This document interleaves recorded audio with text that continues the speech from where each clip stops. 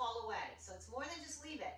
This is for real life situations when you're out on the walk and your dog is approaching, let's say, a lizard or a leaf, or let's say another dog.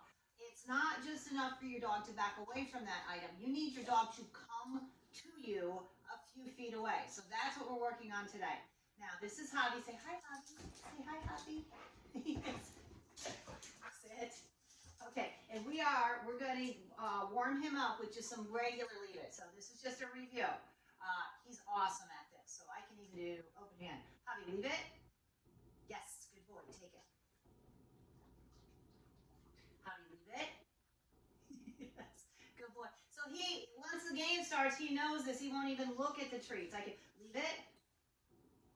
Yes, good boy. Take it. Javi, leave it. Yes, good boy. Take it.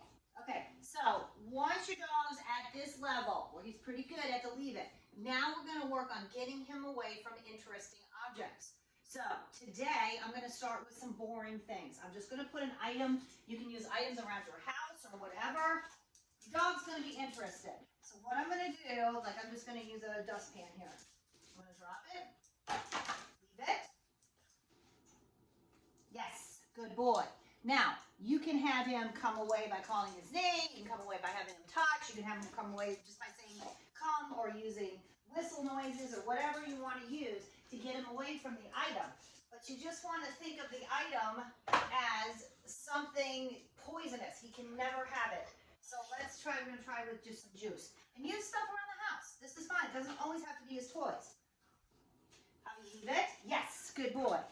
Now, this is another thing that's really, really important. You need to say yes as soon as you can to get him away from the item.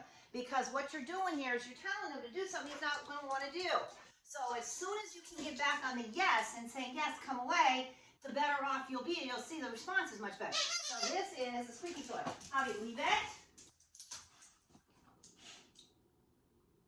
Drop. Yes. Okay, so that time I had to use drop it. Okay, and that's a toy that's a little bit more difficult, but you do. He needs to come away from his favorite toy. Leave it. Yes. Good boy. And I'm just having him come away with just a hand signal, like come here and have him touch. Leave it. Yes. Good boy. Come and get it. Okay. Let's try. Here's another toy. This is hard. Javi, leave it. Javi. Yes. Good boy. So he did kind of, sort of. And then maybe something less interesting. Javi, leave it. Yes. Good boy. Let's try. We can even do a plant.